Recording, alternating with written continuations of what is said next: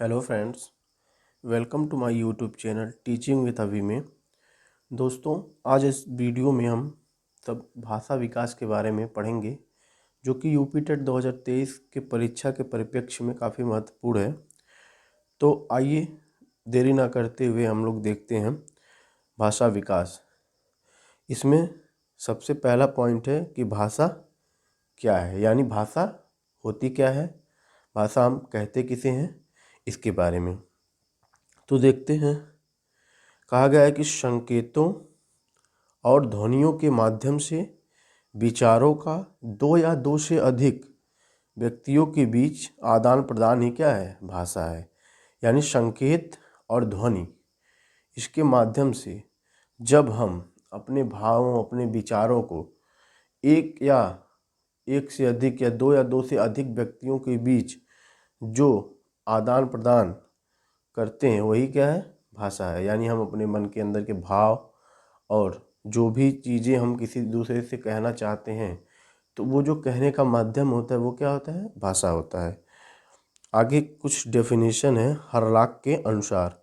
हरलाक, आप जानते हैं कि जो हरलाक हैं वो एक महिला मनोवैज्ञानिक हैं। उन्होंने कहा कि भाषा में संप्रेषण के वे सभी साधन आ जाते हैं जिनसे विचारों और भावों को प्रतीकात्मक बना दिया जाता है, जिससे अपने विचारों और भावों को अर्थपूर्ण ढंग से दूसरों से कहा जा सके। यानी उन्होंने कहा कि भाषा में संप्रेषण के वे सभी साधन आते हैं जिनसे विचारों और भावों को प्रतीकात्मक बना दिया जाता है। यानी उन्होंने कहा कि जो हमारे अंदर के भाव और विचार हैं, उन्हें हम प्रतीकों के माध्यम से एक दूसरे तक क्या करते हैं, पहुंचाते हैं। वे सभी साधन किस में आते हैं, भाषा के संप्रेषण में।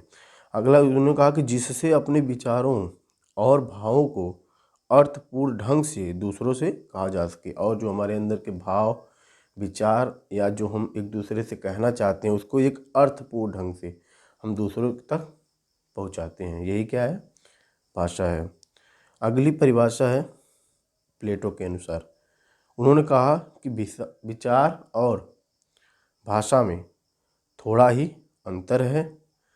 विचार आत्मा की मूक बातचीत है, पर जब यही ध्वन्यात्मक होकर ओठों से प्रकट होती है तो उसे भाषा की संज्ञा दी गई है। उन्होंने कहा कि विचार और भाषा है, यानी जो हमारे थॉट्स हैं और जो हमारी लैंग्वेज है, उसमें थोड़ा सा ही अंतर है। उन्होंने कहा कि विचार आत्मा की मूक बातचीत है, यानी जो थॉट्स होते हैं वो हमारे अंतर आत्मा में होते हैं, पर जब यही ध्वन्यात्मक होकर और जब यही ध्वनियों के माध्यम से हमारे ओठों से क्या होते हैं, प्रकट होते हैं, तो हम इसे भाषा का दर्जा देते हैं। अगली परिभाषा है स्वीट महोदय की। उन्होंने कहा कि ध्वन्यात्मक शब्दों द्वारा विचारों का प्रकटीकरण ही भाषा है। यानी उन्होंने वही बात कही कि जो ध्वनि है, यानी ध्वनियों के माध्यम से जब हम अपने विचारों को, अपने भावों को दूसरे व्यक्ति के सामने जो प्रकट करते हैं, वही क्या कहलाती है, भाषा कहलाती है। तो आई होप आपको भाषा क्या है इसके बारे में समझ में आया होगा। आइए देखते हैं, अगला बिंदु है, कुछ इसमें पॉइंट्स हैं, देख लेंगे। इसमें है कि भाषा की सबसे छोटी इकाई स्वनिम है। स्वनिम, जिसे इंग्लिश में फोनिम भी कहते हैं, जिससे ध्वनि का बोध होता है। दूसरी पॉइंट है भाषा की सबसे छोटी अर्थपूर्ण इकाई रूपिम है, जैसे जल, एग्जाम्पल के तौर पे जल। अब हम समझाते हैं, सबसे पहले स्वनिम क्या है। स्वनिम जैसे कोई वर्ड, जैसे अगर हम सिर्फ ज, तो ज अपने आप में क्या है, स्वनिम है। जैसे ल, ये क्या है, स्वनिम है। तो उन्होंने कहा कि दूसरा पॉइंट क्या है कि भाषा की सबसे छोटी अर्थपूर्ण इकाई रूपिम है।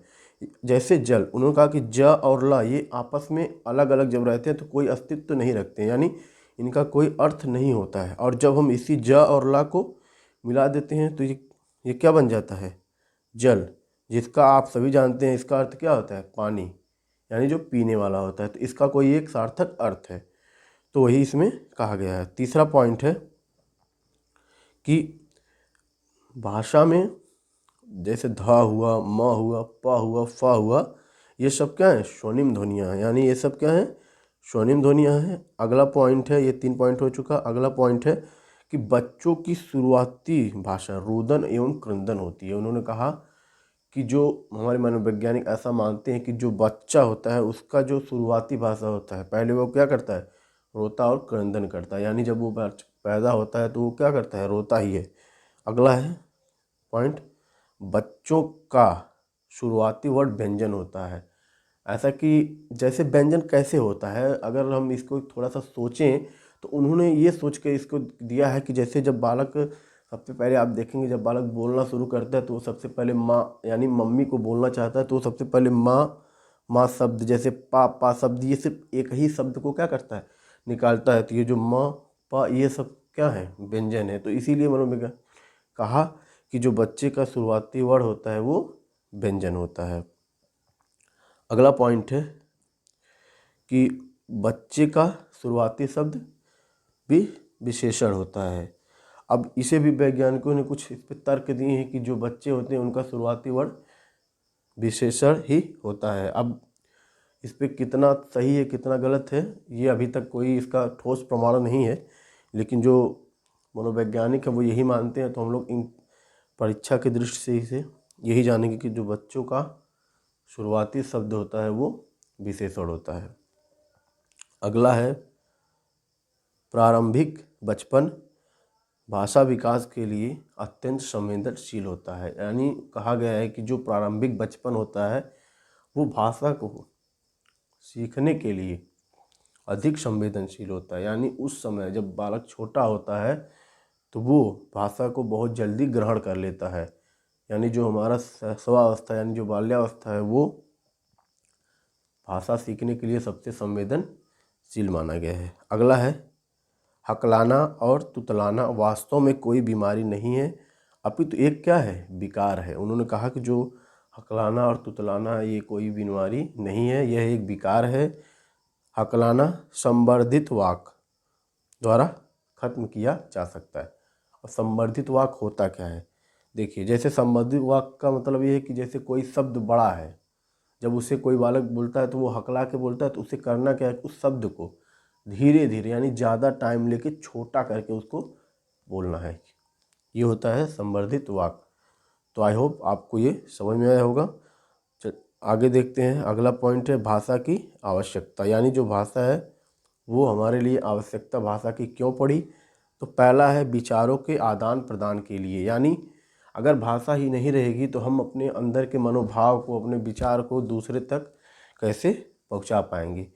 तो उन्होंने कहा कि जो भाषा होती है वो हमारे विचारों के आदान प्रदान के लिए बहुत ही महत्वपूर्ण है। दूसरा पॉइंट है ज्ञान के संरक्षण के लिए। यानी इसमें कहा गया है कि जैसे जो भी हमारे ज्ञान है, यानी अगर हम इसको पहले से जोड़े, जो हमारे पिछले जो अतीत में जो बीत चुका है, जैसे वहाँ की जो पुराने इतिहास थे वहाँ पे आप देखेंगे जो भी अभिलेख हैं वगैरह ये सब किसी न किसी भाषा में ही लिखे गए हैं।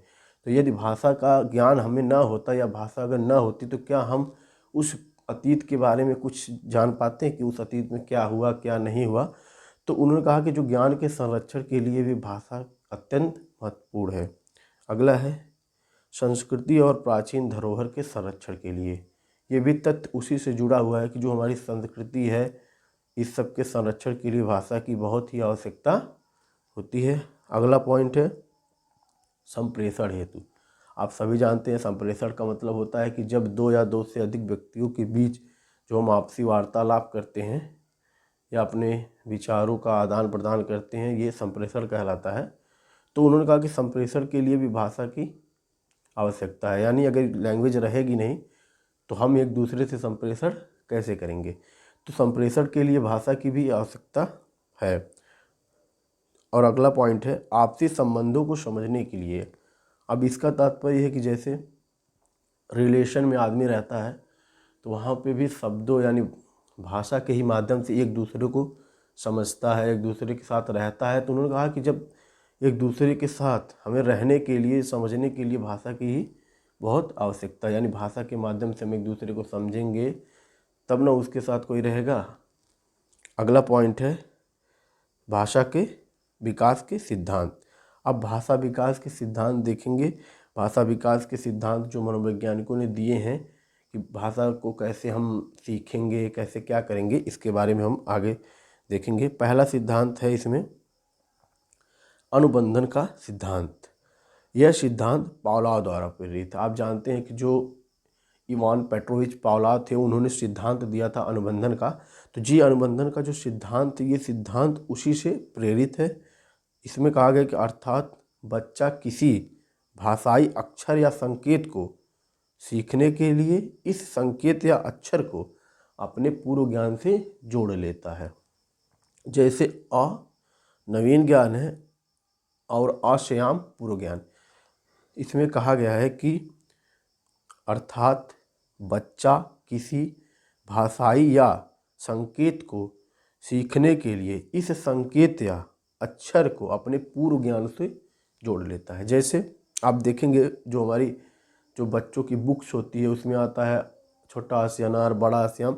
ये सारी चीज़ें इस तथ्य को पूरी तरह सिद्ध करती हैं। जैसे आप देखिए उसमें लिखा रहेगा कि बड़ा आ से आम। तो लेकिन क्या बालक, छोटा बालक इस आ को समझता है? नहीं समझता। वो इस आ को बिल्कुल नहीं जानता। लेकिन उसका जो ये आम शब्द है, यानी वो पूर्व ज्ञान इसका क्या है? आम। यानी वो आम को जानता है, आम को देखा है, आम को खाया भी होगा है। तो जो बालक का पूर्व ज्ञान आम है, उसी से वो आ शब्द को, जो उसके लिए क्या है? नवीन ज्ञान है, उसको जोड़ लेता है और आ से आम को सीख जाता है। तो इस तरह जो है, यानी वो आ से उसका जो नवीन ज्ञान है और जो आम उसका जो पूर्व ज्ञान है, इन दोनों में क्या हो जाता है? अनुबंधन हो जाता है। तो यही जो महान पावलोव थे उन्होंने बताया। अगला देखते हैं। समझ में आया? ये ना समझ में आया तो एक बार और फिर से हम इसको दोहरा देते हैं। अनुबंधन क्या है? उन्होंने कहा कि अनुबंधन वो है जैसे बच्चा किसी भाषाई अक्षर या संकेत को सीखने के लिए इस संकेत या अक्षर को अपने पूर्व ज्ञान से जोड़ लेता है।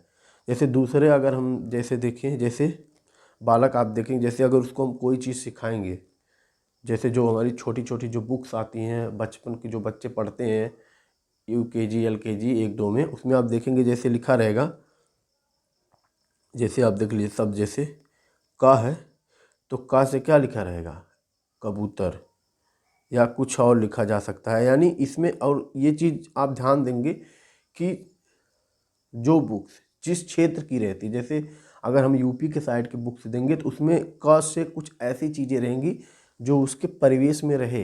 ये नहीं है कि का से कुछ और दे देगा जो कि कन्नड़ मलयालम और देश विदेश की चीज़ें रहेंगी जो उसके परिवेश में रहे ही ना। तो ऐसे तथ्य, ऐसे चीज़ को उससे जोड़ेगा नहीं। यानी वो ऐसा ही तथ्य जोड़ेगा जो बालक के परिवेश में हो, जिसे बालक कभी ना कभी जरूर देखा हो। तो क से कबूतर, तो ये जो क है उसके लिए नवीन ज्ञान है और कबूतर उसका पूर्व ज्ञान है। यानी वो जानता है कि क से कबूतर होता है और कभी देखा भी होगा, अपने माँ बाप, अपने भाई बहन, आसपास के लोगों द्वारा सुना है कि कबूतर कुछ होता है और देखा भी हो सकता है हो। तो जो उसका कबूतर का जो पूर्व ज्ञान है उससे अपने नवीन ज्ञान को क्या कर लेता है? जोड़ लेता है और वो सीख जाता है कि क से कबूतर और का एक वर्ड है। तो इस तरह ये हो जाता है अनुबंधन। आइए देखते हैं दूसरा सिद्धांत। कहता है चोम्स्की का भाषा अर्जन एवं अधिगम का सिद्धांत। अब देखते हैं चोम्स्की का भाषा अर्जन एवं अधिगम का सिद्धांत। इसमें पहला पॉइंट है कि भाषा की क्षमता जन्मजात होती है। यानी चोम्स्की ने कहा कि जो भाषा की क्षमता होती है जन्मजात होती है। यानी उन्होंने कहा कि जो भी बालक इस दुनिया में जन्म लेता है, सबके अंदर भाषा को ग्रहण करने की क्षमताएं पाई जाती हैं। दूसरा पॉइंट है भाषा सीखने के लिए हमारे पास भाषा ग्रहणक यंत्र LAD, जिसे हम लैंग्वेज एक्विजिशन डिवाइस कहते हैं, उन्होंने कहा कि ये सबके पास होता है। यानी जो भी बालक जो पैदा होते हैं सबके पास भाषा सीखने के लिए भाषा ग्रहणक यंत्र होता है। तीसरा पॉइंट है कि दुनिया के किसी भी व्याकरण को सीखने के लिए हमारे पास सार्वभौमिक व्याकरण रचना होता है, जिसे हम UGS कहते हैं, यानी यूनिवर्सल ग्रामर स्ट्रक्चर। अब हम जानेंगे UGS होता क्या है। UGS कहते किसे हैं, यानी सार्वभौमिक व्याकरण रचना होता क्या है। तो उसमें उन्होंने बताया कि जो सार्वभौमिक व्याकरण रचना है, उन्होंने कहा कि जो दुनिया के सभी व्याकरण की रचना समान होती है। अब हम यहाँ उस तरह तो अब हम यहाँ देखेंगे, जैसे उस तरह की व्याकरण की बात नहीं की गई है। उन्होंने कहा कि जो व्याकरण है उसकी रचना हर जगह समान है। जैसे कोई शब्द आप ले लीजिए, जैसे कुछ थिंग्स, मान लीजिए कोई वस्तु है, जैसे हम मान लीजिए घड़ी ही ले लेते हैं, वॉच। वॉच माने होती है घड़ी जिसे पहना जाता है। तो उन्होंने कहा कि जैसे वॉच है, घड़ी है, ये घड़ी शब्द है, अगर आप विदेशों में भी जाएंगे, यानी आप अपने इस देश के किसी अदर कंट्री में जाएंगे तो वहाँ भी घड़ी को घड़ी ही कहा जाएगा और उसे हाथ में ही पहना जाएगा। तो उन्होंने कहा कि इस तरह जो कुछ ऐसे शब्द हैं जो कि पूरे दुनिया में समान हैं, उन्होंने इसीलिए कहा कि जो भाषा सीखने के लिए हमारे पास सार्वभौमिक व्याकरण रचना है, यानी जो शब्द होते हैं वो हर जगह सेम होते हैं। इस तरह उन्होंने बताया। अगला है कि अगला पॉइंट है कि सभी बच्चे 18 से 24 माह में भाषा बोलने लगते, यानी 18 से 24 माह का तात्पर्य 1.5 से 2 वर्ष, यानी 1.5 से 2 वर्ष। उन्होंने कहा कि 1.5 से 2 वर्ष में जो बच्चा होता है वो भाषा बोलने लगता है। यानी अगर यदि बालक 1.5 से 2 वर्ष से लेट बोलता है तो समझ लीजिए उसका भाषा विकास विलम्ब से हो रहा है, यानी 1.5 से 2 वर्ष तक वो भाषा कुछ न कुछ जरूर बोलने लगता है। अगला पॉइंट है भाषा की कल्पना समाज से बाहर नहीं की जा सकती। उन्होंने कहा कि जो भाषा है हम उसकी कल्पना समाज से बाहर नहीं कर सकते, यानी भाषा जो है वो हम अपने समाज, अपने परिवेश, अपने घर परिवार, अपने माँ बाप, इन सब से भाषा की रचना को सीखते और समझते हैं। अगला सिद्धांत है लीवोर्फ का सापेक्षता का सिद्धांत, यानी जो महान लीवोर्फ थे उन्होंने कहा कि भाषा वस्तु सापेक्ष होती है। दूसरा पॉइंट इसमें उन्होंने कहा कि जिस भाषा में जो वस्तु होती है वहाँ इसके कई नाम होते हैं, जबकि जिस भाषा वस्तु नहीं होती वहाँ या तो कोई नाम नहीं होता या तो सीमित 1-2 नाम होते हैं। तो आइए इसको देखते हैं उन्होंने कहा क्या। उन्होंने कहा कि जो भाषा होती है वस्तु सापेक्ष होती है, यानी हम वस्तु, यानी जो हमारी भाषा है वो वस्तु पर निर्भर करती है। अब वो कैसे निर्भर करती है, जैसे मान लीजिए कोई चीज़ ऐसी है, जैसे मान लीजिए अपने देश की कोई चीज़ ऐसी है जिसके अपने देश में बहुत सारे नाम हैं। आप जैसे मैंगो ले लीजिए, आम का अपने देश में बहुत नाम है। कुछ ऐसे आम हैं जिन्हें हम लोग दशहरी, कागदी, लंगड़ा करके, चौसा, इस तरह बहुत सारे आम का नाम है अपने यहाँ, अपनी कंट्री में। तो होता क्या है कि जब अपने देश में उसके बहुत सारे नाम हैं तो हम उस सबको हर नाम को हम लोग जानते हैं। लेकिन जब वही चीज़ अगर विदेशों में चली जाएगी तो क्या विदेश में कोई कहेगा कि हमको दशहरी आम दो, हमको ये वाला आम दो? ऐसा नहीं है। विदेश में क्या होता है, उस पर सिर्फ ये लिखा है इंडियन मैंगो, यानी ये आम भारत से आया है। तो उन्होंने यही कहा कि जिस भाषा में जो वस्तु होती है वहाँ इसके कई नाम होते हैं, यानी अपने इंडिया में ये वस्तु है तो इसके कई नाम हैं। जबकि जिस भाषा वस्तु नहीं होती और जिस भाषा में, यानी जो विदेशों में जहाँ जाएगी उसमें जब इस वस्तु का नाम नहीं होगा तो वहाँ इसका कोई नाम नहीं होता या फिर 1 या 2 नाम होते हैं। जैसे कह देंगे इंडियन मैंगो, और जो काफ़ी फेमस एक है तो उसका भी नाम हो सकता है लिखा रहे। अगला है, चौथा है स्किनर का भाषा का सबलीकरण वातावरणीय क्रिया प्रसूत सिद्धांत, यानी इसे हम भाषा का सबलीकरण या वातावरणीय सिद्धांत या क्रिया प्रसूत का सिद्धांत कहते हैं। आइए इसमें देखते हैं।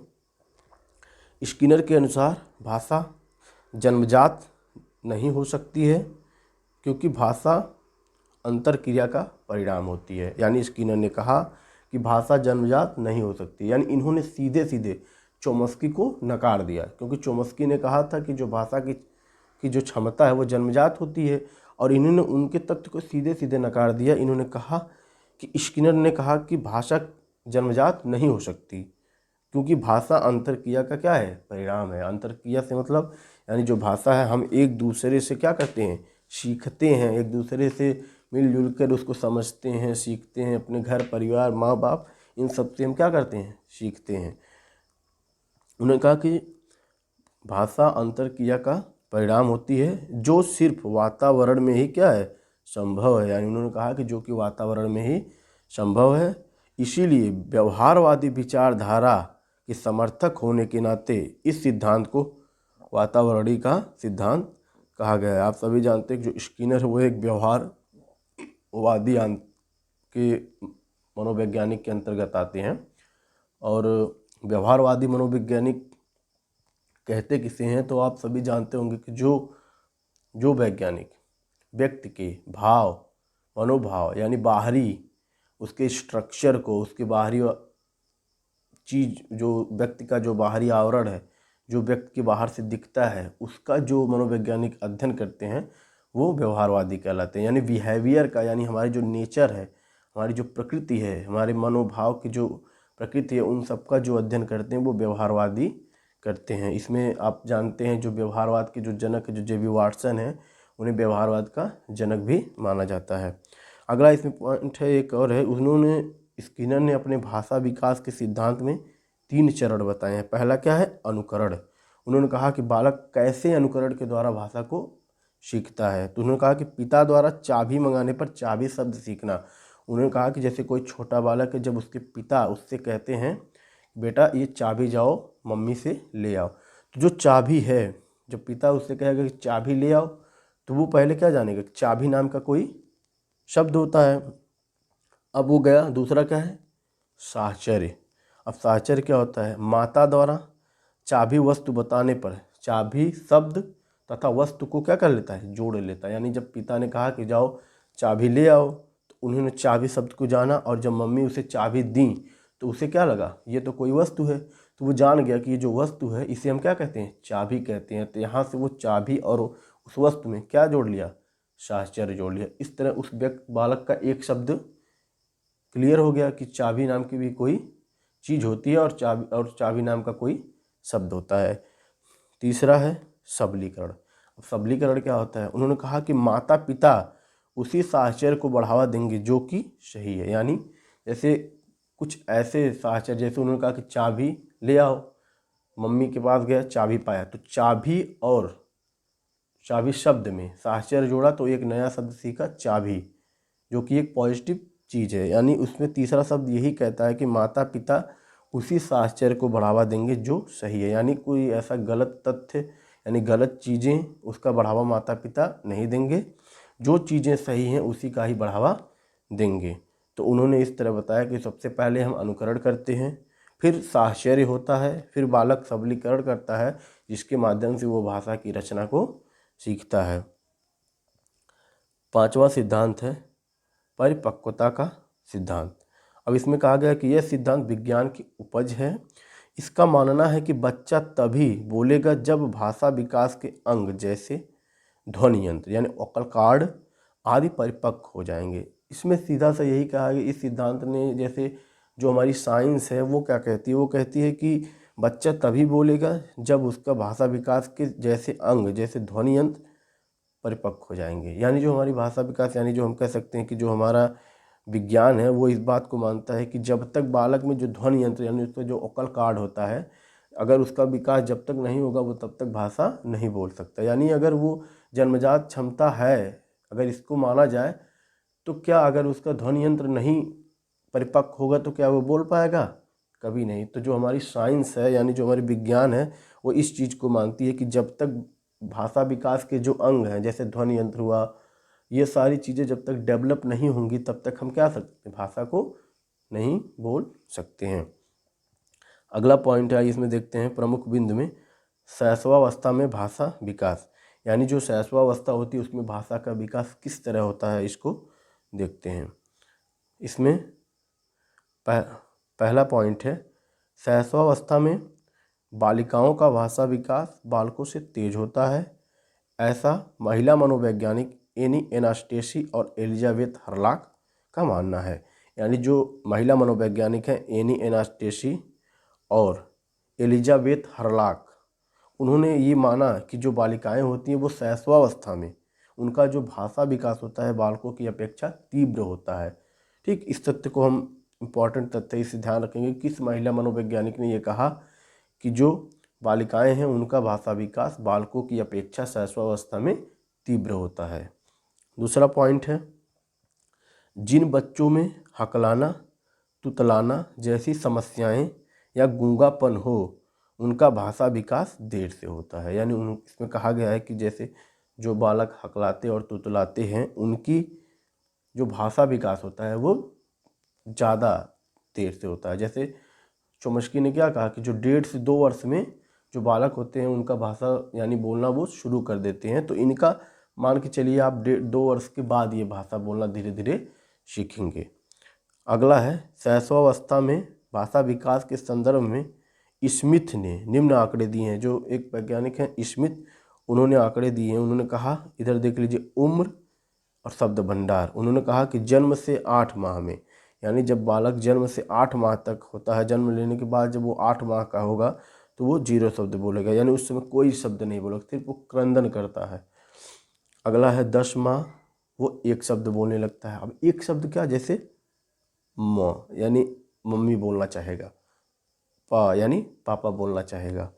और तीसरा है 1 वर्ष में 3 शब्द, जैसे माँ, पा, ना, ऐसे 2-3 शब्द मिला के बोलना लगेगा। और जो 15 महीने में 19 शब्द, 18 महीने में 22 शब्द, 21 महीने में 118 शब्द और 24 महीने में 212 शब्द और 4 वर्ष में 1550 शब्द और 5 वर्ष में 2072 शब्द और 6 वर्ष में 2562 शब्द। हालांकि इसको याद करना थोड़ा सा कठिन है, लेकिन क्या करें, यूपी टेट में सीधा सीधा क्वेश्चन इसी तरह पूछता है, तो हमें याद करना भी ज़रूरी है। अगला पॉइंट है, बाल्यावस्था में भाषा विकास, यानी जो हमारी बाल्यावस्था है इसमें भाषा का विकास किस तरह होता है उसको देखते हैं। पहला पॉइंट है, बाल्यावस्था में भी लड़कियों का भाषा विकास लड़कों से प्रत्येक क्षेत्र में अच्छा होता है। यानी उन्होंने कहा कि इस अवस्था में भी, यानी शैशवावस्था में तो लड़कियां बालकों से आगे थी ही, और बाल्यावस्था में भी लड़कियों की जो भाषा विकास है वो लड़कों से प्रत्येक क्षेत्र में क्या है, अच्छा है। दूसरा पॉइंट है, मनोवैज्ञानिक सिसोर ने 4 से 10 वर्ष के, कितने, 4 से 10 वर्ष के 117 बच्चों पर अध्ययन करके शब्द भंडार के बारे में निम्न आंकड़े दिए हैं। यानी जो मनोवैज्ञानिक जो थे शिशोर थे, उन्होंने 4 से 10 वर्ष के 117 बच्चों पर अध्ययन किया और कुछ आंकड़े दिए। आइए देखते हैं उनके आंकड़े क्या हैं। पहला है 4 वर्ष, 4 वर्ष में 5600 शब्द, यानी 4 वर्ष में 5600 शब्द बालक सीख जाते हैं। और 5 वर्ष में 9500 शब्द, 6 वर्ष में 14700 शब्द और 7 वर्ष में 21200 शब्द और 8 वर्ष में 26309 शब्द और 10 वर्ष में 34300 शब्द सीख जाते हैं। इसमें आगे लिखा है नोट में कि बाल्यावस्था में भी बालिकाएं बालकों से भाषा विकास में बेहतर होती हैं, ऐसा हाइडर ने अपने अध्ययन से निष्कर्ष निकाला। यानी एक हाइडर थे, उन्होंने, हाइडर मतलब वैज्ञानिक थे, उन्होंने यह निष्कर्ष निकाला कि जो बाल्यावस्था है उसमें भी बालिकाएं भाषा विकास में बालकों से क्या होती हैं, आगे होती हैं, यानी उनसे बेहतर होती हैं। आइए अगला पॉइंट देखते हैं, किशोरावस्था में भाषा विकास, यानी किशोरावस्था में भाषा का विकास किस तरह होता है। कहा गया कि इस अवस्था में शब्द भंडार लाखों में पहुंच जाता है। किशोर बालक बालिकाएं गुप्त भाषा यानी कोड लैंग्वेज का प्रयोग करते हैं। ये क्वेश्चन एक बार आया जाता है कि कोड लैंग्वेज का प्रयोग किस अवस्था में किया जाता है, तो किशोरावस्था में। अब कोड लैंग्वेज होता क्या है, देखिए, कोड लैंग्वेज से मतलब ये है कि जैसे दो लोगों के बीच किसी बात को लेकर कोई कोडिंग रहेगी। जैसे आप लोग देखते होंगे कि कॉलेज के टाइम में कुछ लड़के क्या करते हैं, जैसे अगर देखेंगे आप 2-3 लड़के हैं तो वो लोग किसी लड़की का ऐसा नाम रखेंगे जो सिर्फ वही दोनों जानेंगे, या उसका जो ग्रुप मेंबर है या जो उस ग्रुप में जितने लड़के रहते हैं वही सब जानेंगे। तो वो सब क्या करते हैं, उनको उस नाम से बुलाएंगे। तो वो ये नाम उन लड़कों के लिए क्या है, एक कोड है। तो इस उम्र में लोग कोड लैंग्वेज में आपस में क्या करते हैं, बात करते हैं। यानी कोई ऐसा नाम रखेंगे जो सिर्फ वो दोनों जानेंगे या वो सब जानेंगे, उस नाम से उसको बुलाते हैं, उस नाम से उसको समझते हैं कि हाँ वो जा रही है या वो जा रहा है। ठीक इस तरह ये होता है कोड लैंग्वेज। अगला है भाषा विकास की अवस्थाएं, जिसे लेनिनबर्ग ने दिया है। इसमें उन्होंने कहा है कि जन्म के समय बालक क्या करता है, क्रंदन करता है, और जब 12 सप्ताह का होता है तो बलबलाना, और 16 सप्ताह बाकी ध्वनियों में अंतर करना सीख जाता है। अब हम यहाँ देखेंगे कि बाकी ध्वनियों में अंतर करना सीखता है, इसका क्या मतलब है। जैसे इसमें कहा गया है कि जब बालक 16 सप्ताह का हो जाता है तो वो जैसे उसकी मम्मी की आवाज़, यानी वो अपने मम्मी की आवाज़, अपने पापा की आवाज़ और अन्य सदस्य की आवाज़ में ये अंतर कर लेता है कि ये आवाज़ किसकी है। यानी वो जानने लगता है कि ये मेरी मम्मी की आवाज़ है, ये किसी और व्यक्ति की आवाज़ है। इसमें वो क्या करता है, अंतर करने लगता है। 6 महीने में एक अक्षर जैसे अ, प, यानी म, ऐसा शब्द बोलने लगता है। 8 महीने में मामा, पापा, मम्मी ये शब्द क्या करता है, बोलने लगता है। और 12 महीने में कुछ शब्दों को प्रतीकों के रूप में समझने लगता है। जैसे हम लोग उसके सामने कोई खेलने की चीज़, कुछ ऐसी चीज़ ले जाते हैं तो नहीं, बालक उसको क्या करता है, देख के हंसता है, उसको समझने लगता है, यानी उसके दिमाग में कुछ थिंकिंग उसके बनने लगती है। अगला है 18 महीने। 18 महीने में वो 50 शब्द बोलने लगता है। 24 महीने में 50 दो शब्दों के वाक्य, ये इम्पोर्टेंट है। ये 24 महीने वाला, ये जो 24 महीने वाला है ये इम्पोर्टेंट है, आप इसे ध्यान दीजिए, ये इम्पोर्टेंट है। इसमें कहा गया है कि इसमें, क्योंकि देखिए जो लेनिनबर्ग ने, उन्होंने इसको किस तरह रखा है कि 50 दो शब्दों की वाक्य, यानी 50 हम कह सकते हैं दो शब्दों के वाक्य, तो 50 गुणे 2 यानी कितना हो जाएगा, 100 शब्द। तो ये पूछा जाता है कि 100 शब्द का भाषा विकास लिन्नेबर्ग के अनुसार किस उम्र में होता है, तो ये 24 महीने में होता है। ये इम्पोर्टेंट है, आप इसे ज़रूर याद रखिएगा, ये इम्पोर्टेंट है। अगला है 30 महीने। 30 महीने में 300 से 500 शब्द, और 34 महीने में 1000 तक शब्दों का अक्षर वो जान जाता है। अब अगला पॉइंट है कि भाषा विकास को प्रभावित करने वाले कारक, यानी ऐसे कारक जो भाषा विकास को क्या करते हैं, प्रभावित करते हैं। सबसे पहला क्या है, बुद्धि। अब बुद्धि कहने का मतलब ये है कि यदि बालक बुद्धिमान नहीं रहेगा, यानी वो अगर एकदम मंद बुद्धि का रहेगा, तो उसके अंदर भाषा विकास तीव्र या अच्छे से नहीं होगा। दूसरा है लिंग। जैसे बॉय गर्ल्स, अभी हमने पीछे बताया क्या कि शैशवावस्था में भी आपने देखा कि जो बालिकाएं होती है वो बालकों से आगे होती है। तो कहीं ना कहीं हम कह सकते हैं लिंग भी क्या करता है, इसको प्रभावित करता है। अब बाल्यावस्था में भी वही चीज़ आप लेते हैं, जैसे हाइडन ने क्या बताया कि जो बाल्यावस्था उसमें भी बालिकाएं क्या होती हैं, बालकों से भाषा विकास में बेहतर होती हैं। तो हम कह सकते हैं कहीं ना कहीं लिंग भी क्या करता है, भाषा विकास को प्रभावित करता है। ठीक, अगला है बहुभाषावाद। अब बहुभाषावाद से तात्पर्य क्या है कि अनेक भाषाओं को जानने से क्या होगा, हमारे अंदर भाषा का विकास तीव्र होगा। यानी आप अगर किसी ऐसे माहौल में रहेंगे जहाँ पे लोग कई भाषाएं बोलते हैं, तो वो बालक आप देखेंगे धीरे धीरे 2-3 भाषाओं को जानने लगता है। चौथा पॉइंट है पारिवारिक माहौल, यानी पारिवारिक माहौल का भाषा विकास में बहुत ही महत्वपूर्ण योगदान है। यानी अगर परिवार का माहौल सही रहेगा, यानी जब बालक छोटा रहता है तो वो अगर कुछ बोलना चाहता है, कुछ कहना चाहता है, तो यदि उसकी बातों को वहाँ दबाया नहीं जाता है, उसको समझा जाता है, उसको परखा जाता है, तो वहाँ पे बालक की जो भाषा का विकास होता है क्या होता है, तीव्र होता है। यानी परिवार जो क्या होता है, भाषा के विकास में एक महत्वपूर्ण भूमिका निभाता है। और है सामाजिक आर्थिक स्तर। अब सामाजिक आर्थिक स्तर का मतलब जो आपके आसपास का माहौल है, यदि वहाँ का माहौल अच्छा है, वहाँ पे सब लोग भाषा अच्छे से बोलते हैं और किसी बालक के बातों, विचारों, भावों को लोग समझते हैं, सुनते हैं, तो वहाँ भी उस बालक के भाषा विकास क्या होगा, तीव्र होगा। अगला है सहपाठी।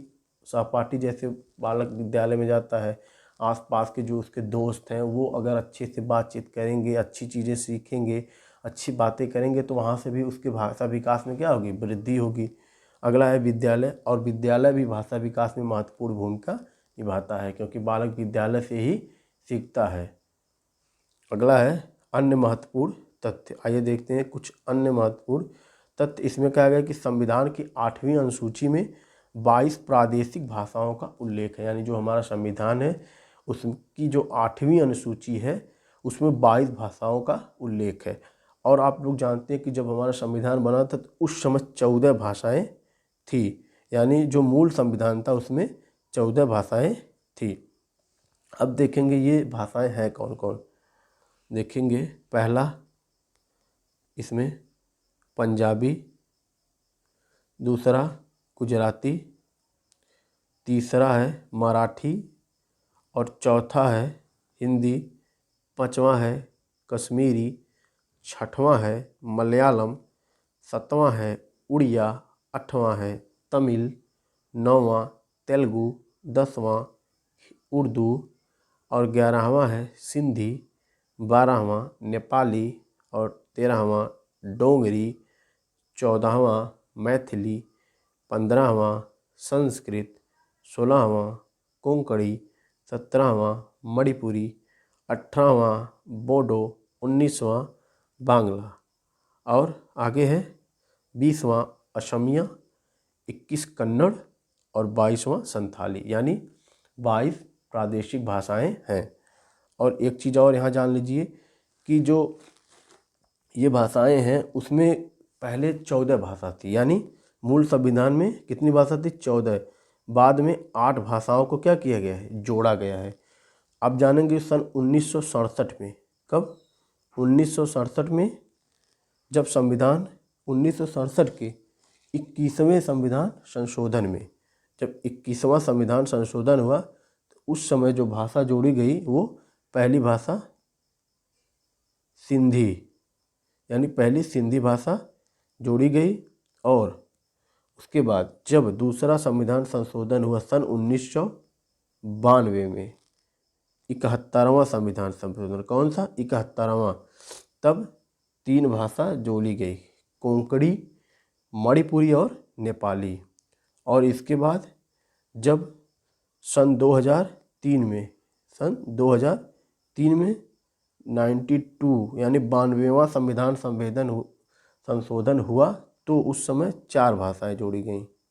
कौन कौन, बोडो, डोगरी, मैथिली और संथाली। तो इस तरह बाद में 8 भाषाएं जोड़ी गईं जो कि वर्तमान में 22 भाषाएं हो गई हैं। अगला पॉइंट है राजभाषा क्या होती है। अब देखेंगे 14 सितंबर सन 1949 को हिंदी राजभाषा बनी, जिसकी लिपि क्या थी, देवनागरी थी। आर्टिकल 343 में इसका उल्लेख है। यानी आर्टिकल जो 343 है वो कहता है कि भारत की एक राजभाषा है। अब हम जानेंगे राष्ट्रभाषा। हमारे देश में अब तक कोई राष्ट्रभाषा नहीं, यानी जो भारत है इसमें कोई राष्ट्रभाषा नहीं है। भारत में कोई अभी तक राष्ट्रभाषा नहीं होती। और राष्ट्रभाषा होती वो है कि जैसे पूरे राष्ट्र यानी पूरे देश के लोग जिस भाषा को बोलते हैं वो राष्ट्रभाषा होती है। अब नीचे लिखा गया बनने की शर्त, यानी ये जो राष्ट्रभाषा बनेगी इसकी शर्त क्या है। इसमें कहा गया कि बोलने वाले 2/3, यानी यदि 3 व्यक्ति टोटल है तो उसमें 2 व्यक्ति कैसे होने चाहिए, जो उस भाषा को बोलते हों। नीचे लिखा है समझने वाले। अब समझने वाले में यदि 4 व्यक्ति हैं तो उसमें से 3 व्यक्ति उस भाषा को क्या हो, समझते हो। तो जब ये शर्त पूरी होती है तभी क्या होगा, राष्ट्रभाषा का निर्माण होता है, जो कि अपने भारत में अभी तक कोई राष्ट्रभाषा नहीं बनी है। तो वीडियो आपको कैसी लगी।